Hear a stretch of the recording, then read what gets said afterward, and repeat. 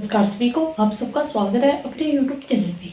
आज हम डिस्कस करेंगे एक बहुत ज़्यादा बेहद महत्वपूर्ण पॉइंट है और इस पॉइंट को मेरे मन में बहुत से दिन हो रहे हैं कि आप लोगों के साथ साझा करूं, क्योंकि रीट मेंस वाले क्या कि अधिकतर हाउसवाइफ महिला है। हाउसवाइफ है वो क्या कि गलतियाँ करती है। 80% महिलाएं क्या कि यहाँ पे गलतियाँ करती है और मैंने भी वो गलती करी है। और जब मैं एग्ज़ाम देने गई, पेपर जरूर मैं हल कर रही, लेकिन अंदर ही अंदर क्या कि मैं खुद को कोस रही थी, रो रही थी कि क्या कर दिया मैंने। काश मैं ये गलती नहीं करती तो आज मेरी क्या कि 183 मात्र 183 नंबर बने।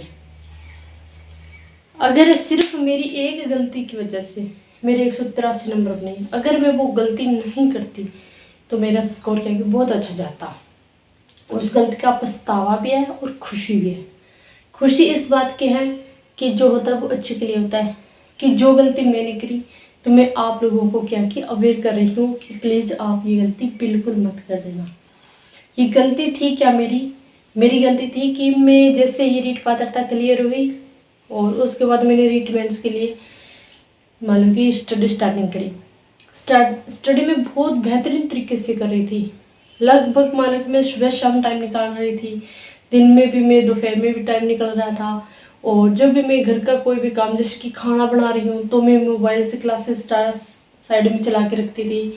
भले ही मैं बर्तन साफ कर रही हूँ, भले ही घर का कोई भी काम हो, मैंने मतलब कि 10 घंटे को 24 घंटे की तरह कटा। तैयारी इतनी ज़बरदस्त करी कि कोई तो कहता है कि सपने में भी पढ़ते रहते हैं। और हालांकि मैंने क्या कि मैं सो रही, मात्र मैं 5 घंटे सोती और उन 5 घंटों में मैं सो रही थी, लेकिन मेरा माइंड क्या है सिर्फ पढ़ाई करता था। इतनी मेहनत करी, इतनी मन लगन के साथ, लेकिन अंदर ही क्या कि हमारे एक डर होता है। उस डर को मैं बताऊंगी। मेरा डर क्या था कि पता नहीं मेरिट कितनी जाएगी।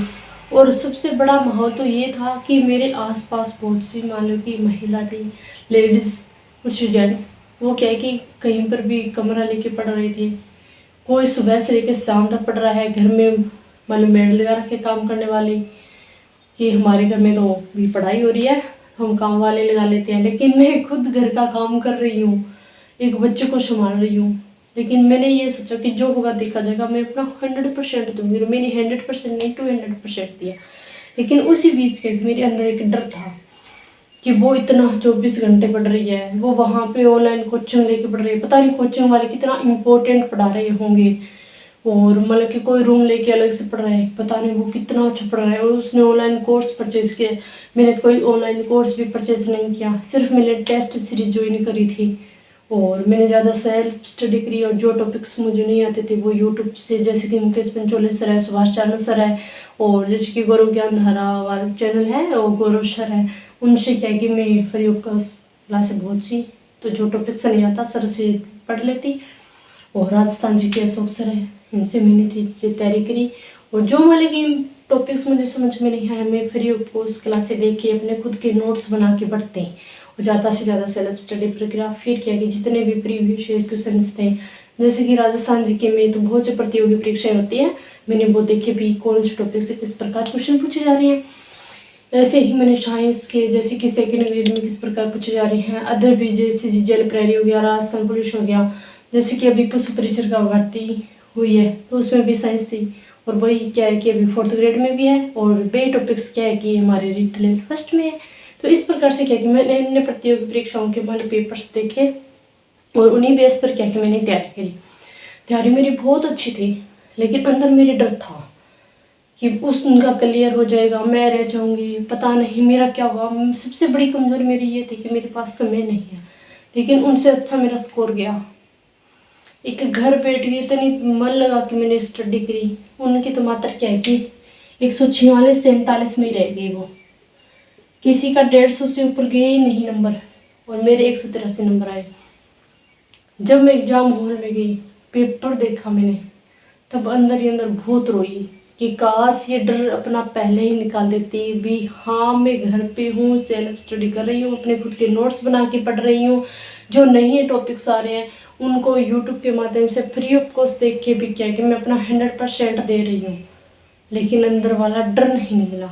अगर आपके अंदर भी ये डर है कि हमारे पास समय कम है, हम बच्चे को संभाल रहे हैं, घर का काम कर रहे हैं और हमें प्रॉपर तरीके से टाइम नहीं मिल रहा है, हमारे पास तो लगभग 7-8 घंटे ही मिल रहे हैं, तो क्या हमारा सिलेक्शन हो जाएगा? पता नहीं, इतनी भीड़ होगी, इतने वाले फॉर्म सप्लाई होंगे, पता नहीं कोई कितनी कोचिंगों पे जा रहे हैं, कोई ऑनलाइन पढ़ रहे हैं। तो जो कोचिंगों पे जाते हैं, जो ऑनलाइन कोर्स परचेज करके पढ़ते हैं और जो मान लो कि घर में काम वाले भी लगा लेते हैं और 24 घंटे पढ़ते रहते हैं, तो ये 100% भी आपके माइंड में गलती है कि वो 24 घंटे से मात्र आप 6-7 घंटे पढ़ते होंगे, इससे ज़्यादा वो पढ़ाई नहीं करते। और हमारा उनका माइंड तो क्या है कि हमारे पास 24 घंटे हैं, बहुत समय हम कभी भी पढ़ लेंगे, लेकिन हमारा माइंड सेट क्या होता है कि जल्दी जल्दी काम निपटा लेते हैं और हमें पढ़ना है। और जब भी आप काम कर रहे हो तो उस टाइम भी क्या है कि आपके माइंड में सिर्फ ये चलना चाहिए कि आज मैंने कौन सा टॉपिक पढ़ा है और उस टॉपिक में इम्पोर्टेंट चीज़ें क्या थी और कौन कौन सी चीज़ें मुझे याद हुई है। सिर्फ आपके अगर माइंड में ये चीज़ें चलती रहेगी और आपका अंदर का जो डर है उसको निकाल दोगे, तो मैं लिख के देती हूँ कि आपकी 100% आप जरूर सक्सेस होंगे। अगर ये डर मैं अपना निकाल देती तो आज मुझे पछताना नहीं पड़ता, आज मैं भी एक गवर्नमेंट जॉब थी। लेकिन जो होता है वो अच्छे के लिए होता है। और साथ में आप लोगों से डिस्कस करती हूँ कि आईसीटी और करंट अफेयर, कुछ मैंने फोकस इन चीज़ों पे नहीं किया। आईसीटी के क्वेश्चन से इतने हार्ड नहीं पूछे गए और करंट अफेयर की नहीं, जो करंटली चीज़ें थी वही चीज़ पूछी हुई। तो आप क्या किया, बीएससी तो करंट अफेयर मत उठाना, लेकिन आईसीटी को क्या किया, आप हर रोज़ मात्र 20 मिनट जरूर समय देना। आप ये मत छोड़ देना कि 5 क्वेश्चन पूछे जाएंगे और क्वेश्चन तो एक भी आपका राइट हुआ तो वो भी क्या कि आपको मेरिट में नहीं ला सकता है। मैंने सोचा कि 5 क्वेश्चन हो गए यहाँ पे और अदर सब्जेक्ट के कर लेते हैं, इसको छोड़ देते हैं, फिर पढ़ना बहुत ज़्यादा पड़ेगा और इतना हमारे पास समय नहीं है। तो आप ये गलती मत कर देना भी आप आईसीटी और करंट अफेयर को छोड़ो। तो इनको करंट अफेयर आप भी छोड़ सकते हो, क्योंकि आप जुलाई अगस्त के बाद क्या कि आप करंट अफेयर पढ़ना स्टार्टिंग कर दीजिए। लेकिन आईसीटी को क्या है कि आप हर रोज मात्र 20 मिनट का समय जरूर देना। आप क्या कि एक अपना अंदर का डर निकालोगे, पूरी कॉन्फिडेंस के साथ पढ़ोगे और एक ये माइंड से निकाल देना अभी कोई कहाँ जाके पढ़ रहा है, किसको कितना समय है, ये अपने माइंड से निकाल दो। लेकिन अपने खुद का देखो कि आपको कितना समय मिल रहा है पढ़ाई को और आप कितना टाइम ईमानदारी के साथ पढ़ रहे हो। हर रोज अपना क्या कि एक लक्ष्य बनाओ कि मुझे ये टॉपिक्स करना है, आज इतना समझ के करना है, नहीं कि ऐसे रीड मारना है, लेकिन प्रत्येक टॉपिक को इम्पोर्टेंट चीज़ें ढूंढ के और इम्पोर्टेंट चीज़ें याद करनी है साथ साथ। तो इस प्रकार से आप तैयारी करोगे तो 100% आपका क्या है कि सिलेक्शन हो जाएगा। मेरी तो यही रणनीति रहती थी, लेकिन कुछ हाउसवाइफ है वो ये भी कमेंट करेगी कि हम रणनीति तो बना लेते हैं, लेकिन कभी कभार क्या है कि हमारे घर में कोई गेस्ट आ जाते हैं, कभी बच्चे की तबीयत खराब हो जाती है, कभी खुद की हो जाती है, कभी घर का काम ज़्यादा होता है।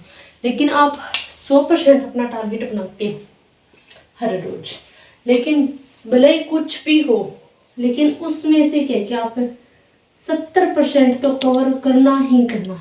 भले ही नींद पूरी मत करना, लेकिन अपना 70% जो हर रोज टारगेट बनाते हो उसको जरूर करना। आप ये रणनीति बनाओगे कि भले ही कुछ भी हो, मुझे 70% अपना आज का जो लक्ष्य बनाया है उसका पार्ट्स करना है और करके ही सोऊंगी। तो इस प्रकार से क्या क्या, भले ही हाउस वाइफ हो, भले ही आप पे कितनी जिम्मेदारियां हो, कुछ भी हो, आपका क्या कि रीट में सिलेक्शन जरूर हो जाएगा। और एक ये क्या कि आप बहुत से चैनल्स है कि 100% यहीं से आएगा, इस प्रकार आएगा, तो व्यूज के लिए इस प्रकार की क्लासें मत देखो।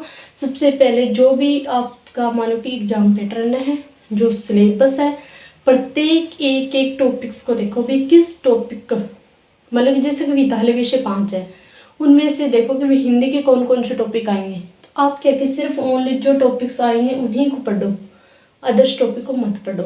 तो इस प्रकार और जो भी आपको बुक्स खरीदनी है, प्रत्येक सब्जेक्ट की एक एक बुक्स खरीदो, नहीं कि एक सब्जेक्ट की 2 या 3 बुक्स खरीदो। ऑथेंटिक बुक खरीदो, एक एक बुक से जितनी बार पढ़ोगे उतने ही सिलेक्शन के नज़दीक जाओगे।